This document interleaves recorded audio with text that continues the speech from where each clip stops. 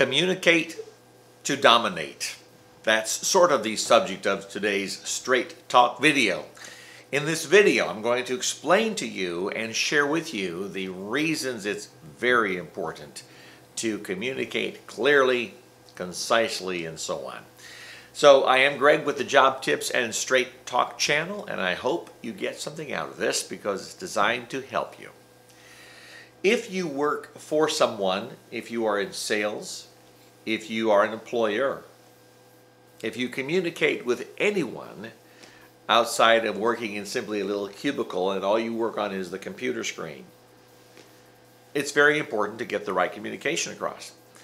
There are many ways of doing that, but I want to focus today on the written communication and why it is critical and how it will hurt you long term if you don't get it right. You know, today we live in a text, email kind of world, and it's constantly changing with artificial intelligence, AI, and other sorts of technologies that should make communication much easier and more effective.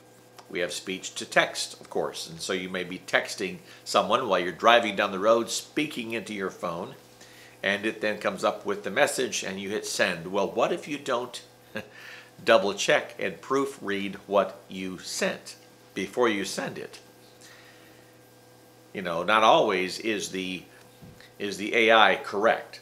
It may hear you, it may type a word that it thinks you said, may not have been the right word, may have even been an offensive word that you did not want to send. Sometimes you can unsend before the person reads it, and some technologies you can't unsend before it is read. So it's very important. If you type a text message to someone, to a customer, to an employer, to a colleague, whoever it may be, make sure that you have read it after you spoke it into the phone, or even if you typed it with fingers, you know, you're doing your thing. Sometimes with a fat finger complex, I suppose, and the wrong letters get punched, if you will. So make sure everything is tight. Also, when you're writing emails, when you're sending an email to a colleague or a customer or your boss, be careful not to have just a bunch of run-on sentences and periods or lack of, I should say, periods and bad capitalization, capitals where they don't belong, and not using capitals where they should be, and those sorts of things. And even in your social media interactions, when you're maybe typing a long post, have it, you know, wordsmithed well so it makes sense. And the reason for that is people do judge you by the words that you use, fairly or unfairly. That's the reality. You may be a great person and have everything going for you and have the right heart and be very skilled at what you do in your chosen career. Now, this is obviously career-oriented in these videos.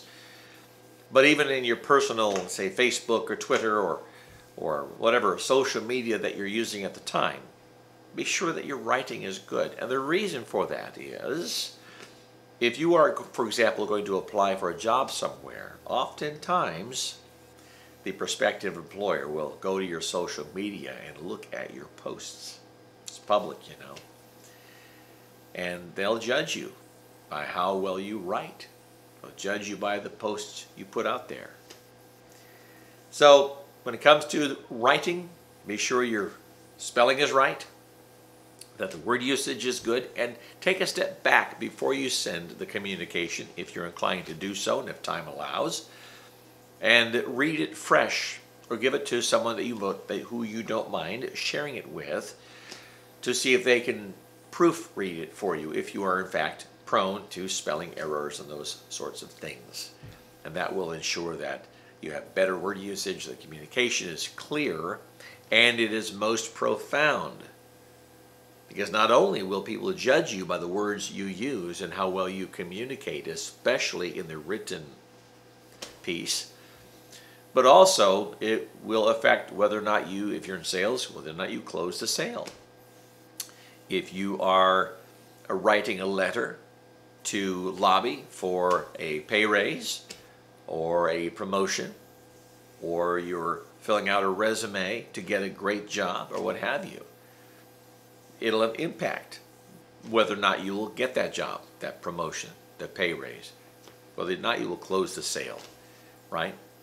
Whether or not you will argue the case if in fact you're accused of something and you did nothing wrong, for example, and you want to put that in a written document so that there is a paper trail and there's record of it.